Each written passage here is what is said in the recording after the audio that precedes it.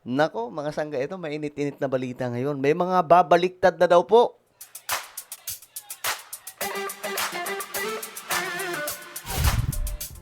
So, yan nga guys, pag-usapan po natin ito. Kasi lumabas po yung report na may mga babaliktad na daw po mula sa kakampi ng mga DDS. Nako, sino kaya ito, mga sangkay? Ano daw tatlo daw po Pag-usapan po natin ito. Anyway, bago tayo magpatuloy, sa mga hindi pa po dyan nakakapag-subscribe sa ating YouTube channel, makikita nyo po yung subscribe button sa baba ng video na to. I-click nyo lamang po yung subscribe, i-click ang bell, at i-click nyo po yung all. Sa mga nanonood po sa Facebook ngayon, i-follow nyo po yung ating Facebook page. So ngayon mga sangkay, ito nga po ang ganap. Ayon kasi dito, may mga babaliktad daw po. Ako. Ayan po mga sangkay, tatlo daw pong senador namumurong layasan si Senate President Alan Cayetano mula po sa Majority Group. Ayon po ito sa revelasyon ni Erwin Tulfo. Bah, mga sangkay, nakaka-intriga to. Kasi nga po, ako may idea ako dyan kung sino-sino yung mga yan. Mga sangkay, i-reveal po natin ngayon. No? At tingnan natin kung sasakto po yung ating revelasyon o hula sa kung ano man ang mangyayari o kahihinatnan. Kasi ayon po dito, mga sangkay, ito, basahin po natin. Ibinunyag daw po ni Senador Erwin Tulfo na tatlong kasapi ng majority bloc ni Senate President Alan Peter Cayetano ang may posibilidad ng magbago ng isip at lumipat sa minorya. Alam nyo kung sinong naiisip ko dyan? Ha? Okay, mamaya, ano natin mga sangkay. Pambira. Kasi ngayon, nagkakagipitan na. Okay? Nagkakagipitan na O, kita nyo mga sangkay, itong si Jinggoy Estrada, makukulong na. 'Di ba? So, mukhang walang choice dito yung iba, kundi lipat na tayo. Baka sumunod tayo kay Jinggoy. Pero kapag ganun ang nangyari, na bumaliktad sila, tapos hindi sila makakasuhan kapalit ng pagbaliktad nila, ayun lang. Doon tayo magkakaproblema. Well, alam nyo na, politika, mga sangkay kapag ganun. Pero kung babaliktad sila, pero tuloy pa rin yung kaso, sa kabila po ng kanilang gagawin, ibig sabihin, pure ang intention sa mga kaso na yan. No? Sa mga kaso tungkol po dito sa involvement ng flood control at kung ano-ano pang kaperahan, mga pangungurap daw. Sa programang On Point sa Billionaire News Channel, sinabi ni Tulfo na nababasa sa body language ng tatlong majority senators na posibleng tumalon sila sa minority bloc. Who's that? People! Kabilang sa mga kasapi ng majority na sa tingin ni Tulfo pwedeng lumipat sa minorya ay si Senadora Loren Legarda na malapit na kaibigan ni Senador Juan Miguel Zubiri at Sherwin Gatchalian. Gayon din si Senador Francis Escudero na barkada aniya ni na Senador J.V. Ejercito Gatchalian at Raffy Tulfo. Magtutropa pala ito mga ito. Pero, ayun na nga. Ito para sa akin. Ito yung posibleng lumipat na namumuro ngayon. Si Cheese.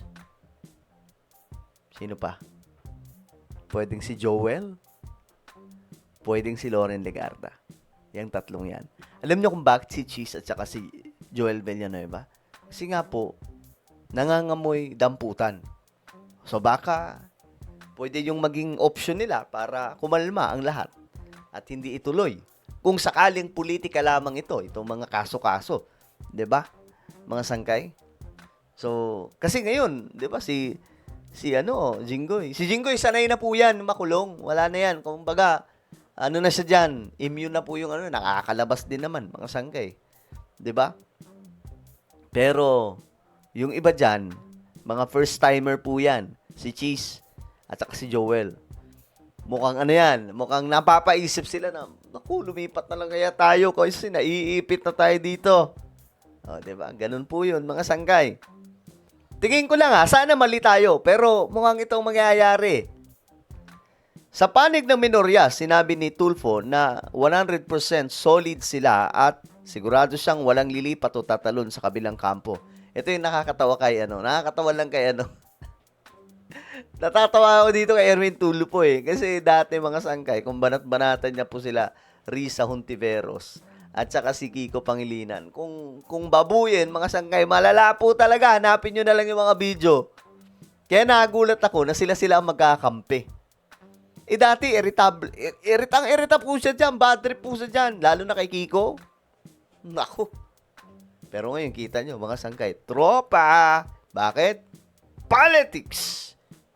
Politika to, guys. Okay? Kasi, ngayon, mga sangkay, ito lang tingin ko lang, ito, yung opinion ko lang naman. Ang nakikinabang sa ngayon sa sitwasyon na ito ay si Raffy Tulfo. Si Senator Raffy Tulfo. Kasi nga po, possible yan tumakbo. Yung sabi nila na hindi tatakbo. Naku. Possible po yan. Kasi lumalakas po si Senador Raffy Tulfo. So, dahil politics to, kahit ayaw ni Erwin Tulfo sa kasamahan niya, susugal siya. Kasi nga, just in case, di ba? Malay natin, ang pulutin ni PBBM, hindi si Leni, kundi si Raffy Tulfo. Di ba sa pagkapangulo? Di malaki yung chance. No? Na manalo. Kung sakasakaling, malalaglag na si Sara Duterte. Kung sakasakali, Okay. Ganun ang mangyayari dyan. Kaya, kumbaga, sige, dito muna ako. Parang ganun. Pero yun nga lang, guys, na si Senador Erwin Tulfo. Kasi dati, bilib ako dyan. Kala ko yung prinsipyo niya, ganun pa rin hanggang sa pagdating sa Senado. Totoo talaga, no? Totoo. Ako naniniwala din ako, mga sangkay, na kahit gaano mo kabait, pag naging politiko ka, I'm not saying na ganun si Senador Erwin Tulfo. I'm just, siguro, inaano ko lang, mga sangkay, yung pangkalahatan na ng mga politiko. Pag nasa politika ka na, hawa-hawa na po yan, mga sangkay. Mahahawa ka na dito, mahahawa ka na doon. Diba? Siguro naman gets niyo ako, mga sangkay. Diba?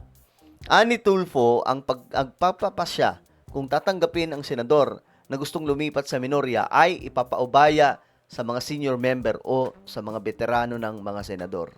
Okay, mga veterano, Lacson, 'di ba? Sila Hontiveros, sila Kiko Pangilinan. At saka si Tito Sen. Yan, mga veterano po 'yan.